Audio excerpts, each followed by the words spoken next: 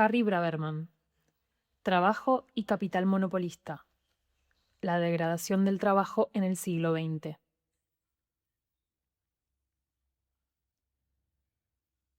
Capítulo 1. Trabajo y fuerza de trabajo. Todas las formas de vida se sostienen a sí mismas en su medio ambiente natural. Igualmente, todas las actividades de la conducta que llevan el propósito de apropiarse productos naturales para su propio uso. Las plantas absorben nutrimentos, minerales y luz solar. Los animales se alimentan de la vida vegetal o hacen presa de otros animales. Pero apoderarse de materiales de la naturaleza, ya hechos, no constituye trabajo alguno. El trabajo es una actividad que altera estos materiales partiendo de su estado natural para mejorar su utilidad. El pájaro, el castor, la araña, la abeja y la termita, al construir nidos, presas, telas y hoyos, se puede decir que trabajan. En esta forma, la especie humana comparte con otras la actividad de actuar sobre la naturaleza de manera que cambia sus formas para hacerla más acorde a sus necesidades. De cualquier manera, lo que es importante acerca del trabajo humano no son sus similaridades con el de los otros animales, sino las cruciales diferencias que lo colocan en el polo opuesto. Ahora no tenemos frente a nosotros aquellas formas primitivas e instintivas de trabajo que nos recuerdan las de los animales, escribió Marx en el primer volumen del Capital. Presuponemos el trabajo en una forma que lo hace exclusivamente humano. Una araña realiza operaciones que se asemejan a las de un tejedor. Una abeja hace avergonzar a un arquitecto en la construcción de sus celdas. Pero lo que distingue al peor de los arquitectos de la mejor de las abejas estriba en que el arquitecto levanta su estructura en la imaginación antes de dirigirla a la realidad. Al final de todo proceso de trabajo, tenemos un resultado que ya existía en la imaginación del trabajador en su comienzo. Este no solo efectúa un cambio de forma en el material sobre el que trabaja, sino que también realiza un propósito que rige su modus operandi y al cual debe subordinar su voluntad. El trabajo humano es consciente y con un propósito, mientras que el trabajo de los animales es instintivo. Las actividades instintivas son innatas más que aprendidas y representan un marco relativamente inflexible en el que se libera energía bajo la recepción de estímulos específicos. Ha sido observado, por ejemplo, que un gusano que ha terminado la mitad de su capullo seguirá manufacturando la segunda mitad sin preocuparse si la primera de las mitades le ha sido quitada. Una ilustración más impresionante del trabajo instintivo lo podemos ver en lo siguiente. El pájaro tejedor de Sudáfrica construye un complicado nido de palillos, con una base tejida de pelo de caballo como cimiento. Un par de ellos fue aislado y criado entre canarios durante 5 generaciones, fuera de la vista de sus congéneres y sin los materiales usuales que utilizaban para construir el nido. A la 6ª generación, aún en cautiverio, se le dio acceso a los materiales y construyeron un perfecto nido, incluso con el tejido de pelo de caballo. En el trabajo humano, por contraste, el mecanismo rector es la fuerza del pensamiento conceptual, que se origina en un sistema nervioso central más bien excepcional. Como lo han subrayado los antropólogos, la estructura física del mono antropoide no es totalmente impropia para la construcción o el uso de herramientas. La mano del mono es un instrumento adecuado, aunque relativamente burdo, y debido a que sus miembros inferiores, lo mismo que los superiores, están dotados de pulgares opuestos, se ha dicho que el mono tiene 4 manos. Pero antes que nada, no es en las manos o en la postura donde descansa la ventaja humana. Entre las diferencias físicas entre humanos y monos se encuentra la relativa amplitud de casi todas las partes del cerebro, especialmente la amplitud pronunciada de las partes frontal y parietal de los hemisferios cerebrales, cosa que es más importante en relación a la capacidad humana para el trabajo bien conceptualizado, con anterioridad e independiente de la guía del instinto. Hombres que hacen herramientas del tipo estándar, como dice Oakley, deben tener formadas en sus mentes imágenes de los fines para los que trabajan. La cultura humana es el resultado de esta capacidad para el pensamiento conceptual. Es verdad, como experimento en la conducta animal, lo han mostrado que los animales no están totalmente desprovistos del poder de aprender o de concebir ideas rudimentarias o de resolver simples problemas. En esta forma, una criatura con un sistema nervioso tan simple como una lombriz de tierra puede aprender a colarse a través de un laberinto. Los chimpancés pueden ser estimulados a inventar y a hacer herramientas tales como aumentos de garrote que les permiten alcanzar comida o romper cajas para el mismo propósito. Como resultado de ello, algunos antropólogos y fisiólogos han concluido que la diferencia entre el ser humano y el animal no humano no es una diferencia en tipo, sino en grado. Pero cuando una diferencia de grado es tan enorme como el abismo que existe entre el aprendizaje y las capacidades conceptuales de los humanos y el más adaptable de los otros animales, puede ser adecuadamente tomada para los propósitos de la presente exposición como una diferencia de tipo. Y podemos agregar cualquiera que sean las capacidades de aprendizaje que puedan ser estimuladas en animales a través de ingeniosas formas de tutela humana que no han demostrado la posibilidad de estimular en ellos una capacidad para manejar representaciones simbólicas, especialmente en su más alta expresión, el lenguaje articulado. Sin símbolos ni lenguaje, el pensamiento conceptual se queda en rudimentario y además no puede ser libremente transmitido al grupo o a las generaciones sucesivas. La cultura sin continuidad de experiencia es imposible, por supuesto, pero ¿cuál tipo de continuidad de experiencia es prerequisito de la cultura? No es la continuidad que se deriva de la comunicación de la experiencia por medio de la imitación, cosa que encontramos entre los monos. Lo que es esencial es la continuidad en el lado subjetivo, más bien que en el objetivo o abierto.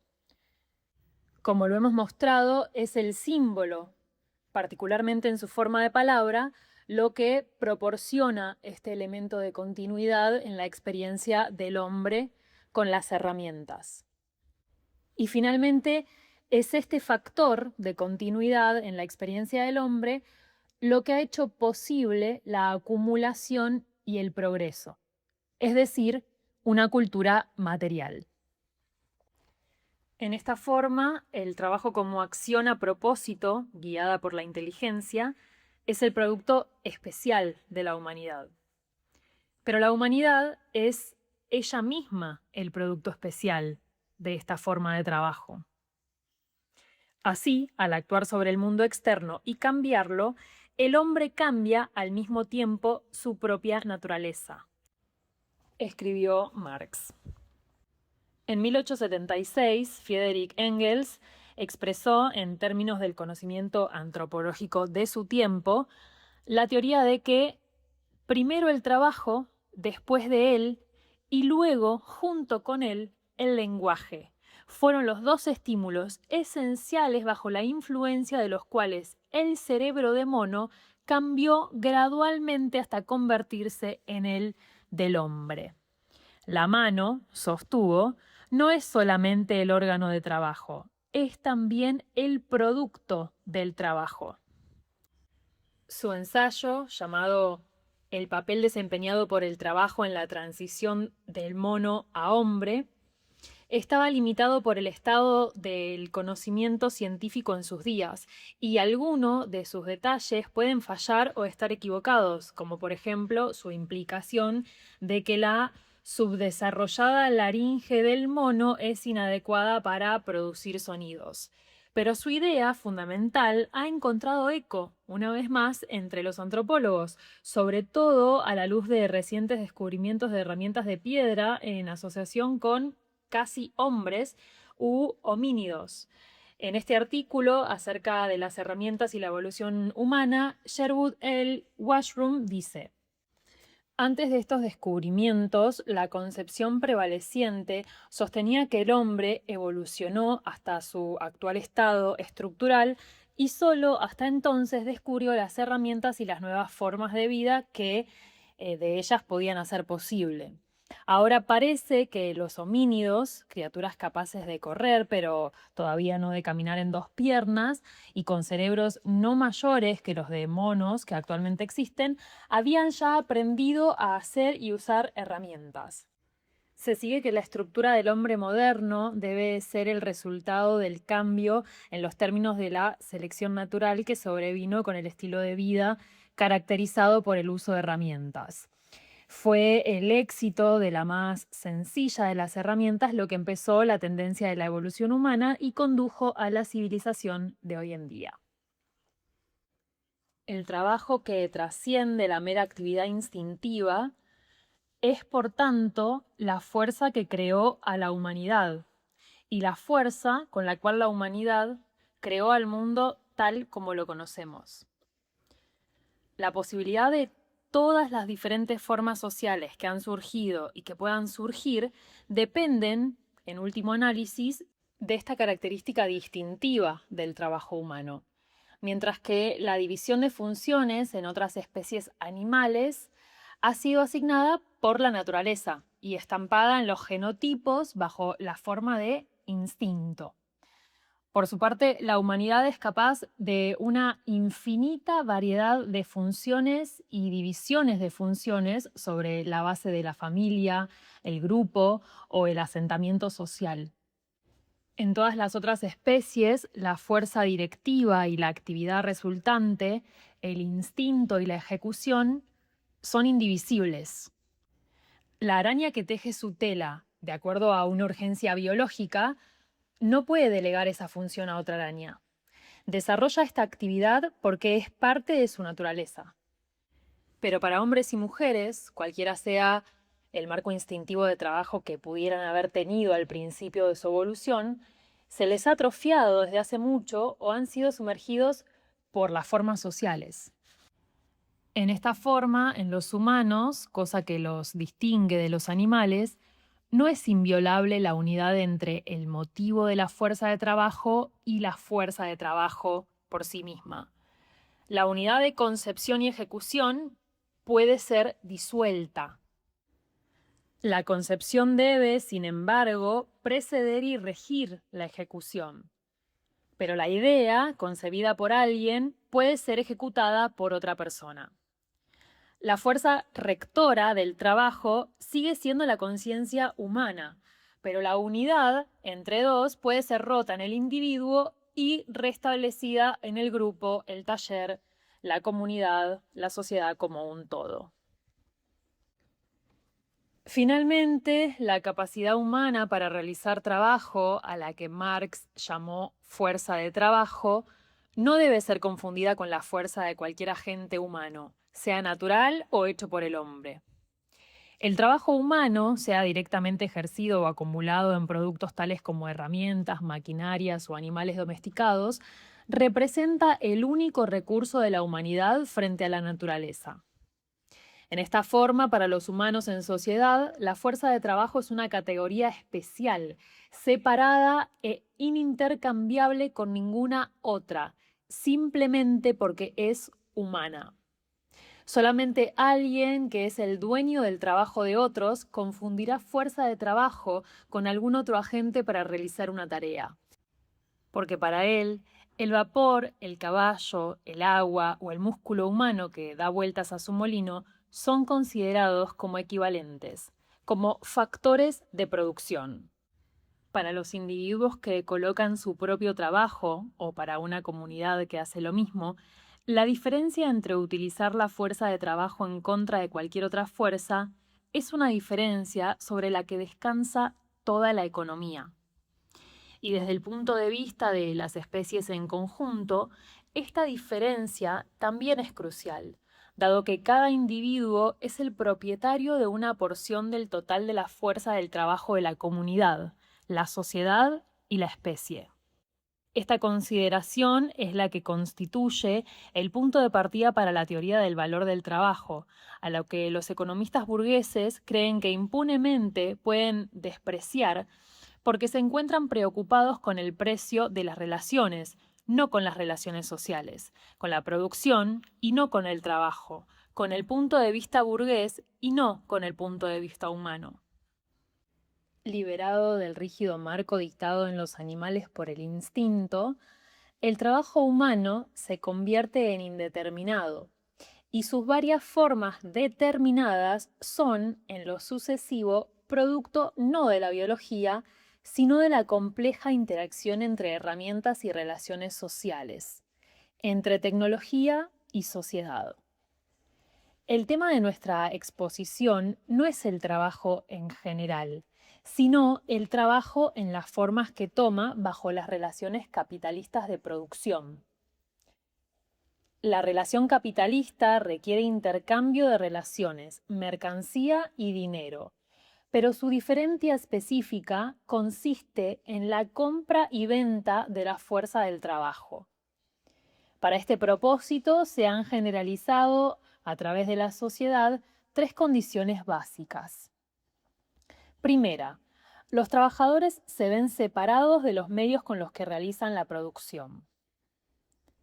Segunda, los trabajadores están liberados de constreñimientos legales, tales como servidumbre o esclavismo, los cuales les impedirían disponer de su propia fuerza de trabajo. Tercera, el propósito de la contratación del obrero se convierte en la expansión de una unidad de capital que pertenece al que le da empleo, el cual de esta forma funciona como un capitalista. El proceso del trabajo, por tanto, principia con un contrato o acuerdo que rige las condiciones de la venta de la fuerza de trabajo por parte del obrero y su compra por parte del patrón. Es importante advertir el carácter histórico de este fenómeno. Mientras que la compra y venta de la fuerza del trabajo ha existido desde la antigüedad, en cambio, una clase sustancial de trabajadores asalariados no empezó a formarse en Europa hasta el siglo XIV y no se convirtió en numéricamente significativa hasta el surgimiento del capitalismo industrial. Es decir, la producción de mercancías sobre bases capitalistas en oposición al capitalismo mercantil, el que simplemente intercambiaba el excedente de productos de las formas primitivas de producción en el siglo XVIII. Esta ha sido la forma numéricamente dominante durante poco más de un siglo y eso solamente en algunos pocos países. En los Estados Unidos, quizás 4/5 partes de la población eran autoempleadas en la primera parte del siglo XIX. Hacia 1870, esta proporción había declinado a 1/3 de la población y por 1940 a no más de 1/5. En 1970 solamente cerca de 1/10 de la población se encontraba en condiciones de ser autoempleada. Por tanto, nos enfrentamos a una relación social de fecha extremadamente reciente, 1970. La rapidez con la que ha obtenido supremacía en un buen número de países enfatiza la fuerza extraordinaria de esta tendencia de las economías capitalistas a transformar todas las formas de trabajo en trabajo asalariado. El obrero acepta el convenio de trabajo porque las condiciones sociales no le dejan otra manera de ganarse un sustento. El patrón, por otra parte, es el poseedor de una unidad de capital, la cual desea ampliar y para lograrlo utiliza parte de ella en salarios. En esta forma es puesto en movimiento el proceso de trabajo, el cual, mientras que En general es un proceso para crear valores útiles, ahora se ha convertido específicamente en un proceso para la expansión del capital, la creación de una ganancia. Desde este punto en adelante se hace extremadamente difícil considerar el proceso de trabajo puramente desde un punto de vista técnico, como una mera forma del trabajo. Además, se ha convertido en un proceso de acumulación de capital y todavía más es el último aspecto el que domina en la mente y en las actividades del capitalista, a cuyas manos ha pasado el control sobre el proceso del trabajo. Por tanto, en lo sucesivo debemos considerar la manera en que el proceso del trabajo es dominado y moldeado por la acumulación de capital. El trabajo, como todos los procesos y las funciones físicas, es una propiedad inalienable del individuo humano. Los músculos y el cerebro no pueden ser separados de las personas que lo poseen.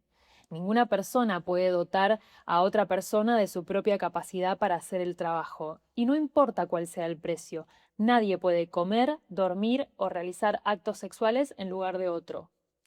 En esta forma, en el intercambio, el trabajador no otorga al capitalista su capacidad para el trabajo. El trabajador la retiene y el capitalista puede aprovechar la oportunidad solamente poniendo a trabajar al obrero. Por supuesto, queda sobreentendido que los efectos útiles o productos del trabajo pertenecen al capitalista. Pero lo que el trabajador vende y lo que el capitalista compra no es una cantidad convenida de trabajo, sino la fuerza de trabajo durante un periodo convenido de tiempo. Esta incapacidad para comprar trabajo, que es una inalienable función física y mental, y la necesidad de comprar la fuerza de realizarlo, está tan preñado de consecuencias para el modo capitalista de producción que debe ser investigado más a fondo. Cuando un patrón emplea los servicios de una bestia de carga en su proceso de producción, poco puede hacer más que dirigir en forma útil sus habilidades naturales tales como la fuerza y la resistencia. Cuando emplea abejas en la producción de miel, gusanos de seda para producir seda, bacterias en la fermentación de vinos o borregos en la producción de lana, él tan solo puede canalizar hacia su propio beneficio las actividades instintivas o las funciones biológicas de esta forma de vida. Babbage daba un ejemplo fascinador. La más extraordinaria especie de manufactura ha sido inventada por un jefe de ingenieros que reside en Múnich. Consiste de cuerdas y velos con partes huecas en ellos, hechos totalmente por gusanos. El siguiente es el modo de procedimientos adoptado. Hace una pasta con las hojas de la planta, que constituyen la comida normal de la especie del gusano que él emplea, y la extiende en una capa delgada sobre una piedra o sobre alguna superficie plana. Luego marca sobre la pasta con un lápiz de pelo de camello humedecido en aceite de olivo los huecos que desea que los insectos dejen abiertos. Posteriormente, esta piedra se coloca en una posición inclinada y se coloca un número determinado de gusanos en la parte más baja. La especie escogida se caracteriza por hilar una fuerte tela. Los animales, comenzando por abajo, comen e hilan todo el camino hasta la cima, evitando cuidadosamente toda la parte tocada por el aceite, pero devorando el resto de la pasta. Es verdaderamente sorprendente la extrema ligereza de estos velos combinado con cierta fuerza. Haciendo a un lado la ingenuidad mostrada por este ingeniero, es evidente que todo el proceso está circunscrito por las capacidades y predisposiciones del gusano. Y lo mismo acontece con toda la forma de utilización del trabajo no humano. En todos estos tipos de utilizaciones está implicado que el patrón debe trabajar con las definidas y naturales limitaciones de sus servidores. Así, al tomar la fuerza de trabajo de los animales, al mismo tiempo toma su trabajo, debido a que ambas cosas, si bien distinguibles en teoría, son más o menos idénticas en la práctica y las más refinadas invenciones pueden obtener de la fuerza de trabajo del animal tan solo pequeñas variaciones de trabajo real. El trabajo humano, por otra parte, debido a que está impregnado y dirigido por una comprensión que ha sido desarrollada social y culturalmente, es capaz de un vasto rango de actividades productivas.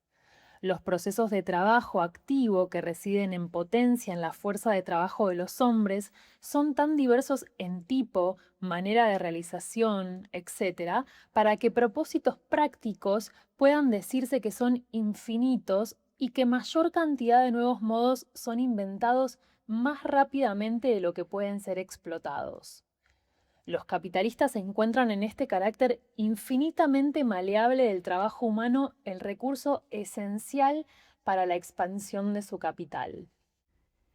Es sabido que el trabajo humano es capaz de producir más de lo que consume, y esta capacidad, conocida como trabajo excedente, es a veces tratada como una especial y mística dotación de la humanidad o de su trabajo. En realidad no es nada de eso, sino simplemente una prolongación del tiempo de trabajo más allá del punto en el que el trabajo se ha reproducido a sí mismo o, en otras palabras, llevado a ser sus propios medios de subsistencia o su equivalente. Este tiempo variará con la intensidad y la productividad del trabajo, lo mismo que con los requerimientos cambiantes de subsistencia, pero para cada estado determinado de estos tiene una duración definida. La peculiar capacidad de la fuerza de trabajo de seguir produciendo para el capitalista después de haberse reproducido a sí misma es, por tanto, nada más que la extensión del tiempo de trabajo más allá del punto en el que, de otra forma, podría detenerse. Un mulo también tendrá esta capacidad y molerá más maíz del que comerá si se mantiene trabajando, así sea por entrenamiento o por compulsión. La capacidad distintiva de la fuerza de trabajo humano es, por tanto, no su capacidad de producir un excedente, sino más bien su carácter inteligente y orientado hacia alguna meta, lo cual le da una adaptabilidad infinita y produce las condiciones sociales y culturales para la ampliación de su propia productividad, en forma tal que el producto excedente puede ser continuamente ampliado. Desde el punto de vista del capitalista, esta múltiple potencialidad en los seres humanos, en la sociedad, es la base sobre la que se construye la ampliación de su capital. Por tanto, cuando la pone a funcionar como trabajo, él trata por todos los medios de aumentar el producto resultante de la fuerza de trabajo que se ha comprado. Los medios que emplean pueden variar de la imposición al obrero de la jornada de trabajo más larga posible en el primer periodo del capitalismo, hasta el uso de los instrumentos más productivos de trabajo y la mayor intensidad de éste. Pero siempre están encaminados a tomar el potencial inherente de la fuerza de trabajo, la mayor cantidad de efectos útiles del trabajo, porque es esto lo que proporcionará al capitalista el mayor excedente y, por tanto, la mayor ganancia. Pero si el capitalista construye sobre esta cualidad distintiva y potencial de la fuerza de trabajo humano, también esta misma cualidad, debido a su gran indeterminabilidad, les presenta sus mayores retos y problemas. La moneda del trabajo tiene su lado adverso. Al comprar fuerza de trabajo, que puede hacer muchas cosas, está comprando al mismo tiempo una cantidad y cualidad indefinida. Lo que compra es infinito en potencia, pero en su realización está limitado por el estado subjetivo de los obreros, por su historia previa, por las condiciones sociales generales bajo las que trabajan, lo mismo que por las condiciones particulares de la empresa y por el nivel técnico de su trabajo. El trabajo verdaderamente realizado será afectado por estos y muchos otros factores, incluyendo la organización del proceso y las formas de supervisión, si es que se dan. Esto es todavía más cierto desde que las características técnicas del proceso del trabajo están dominadas por los rasgos sociales que han introducido los capitalistas, es decir, las nuevas relaciones de producción. Habiendo sido forzados a vender su fuerza de trabajo a otro, los trabajadores también entregan su interés en el proceso de trabajo, el cual ahora ha sido alienado. El proceso del trabajo ha pasado a ser responsabilidad del capitalista. En este marco de relaciones antagónicas de producción, el problema de obtener la máxima utilización de la fuerza del trabajo que compró se halla exacerbado por los opuestos intereses de aquellos para cuyo beneficio se realiza el proceso de trabajo y los de quienes, por otra parte, lo llevan a cabo. Cuando el capitalista compra edificios, materiales, herramientas, maquinaria, etc., puede evaluar con precisión su lugar en el proceso de trabajo. Sabe que una cierta porción de sus gastos será transferida a una unidad de producción y sus prácticas de contabilidad los colocan bajo la forma de costos o depreciación. Pero cuando compra tiempo de trabajo, el resultado está muy lejos de ser tan cierto o tan definido como para poder catalogarlo en esta forma, con precisión y por adelantado. Esto es simplemente una expresión del hecho de que la porción de su capital gastado en fuerza de trabajo es una porción variable, lo cual va en aumento en el proceso de producción. Para él, la cuestión estriba en saber qué tanto, qué tan grande será dicho incremento. Es por ello que se convierte en esencial para el capitalista que el control sobre el proceso del trabajo pase de las manos del trabajador a las suyas propias. Esta transición se presenta en la historia respecto al trabajador como la alienación progresiva del proceso de producción y respecto al capitalista como el problema de la administración.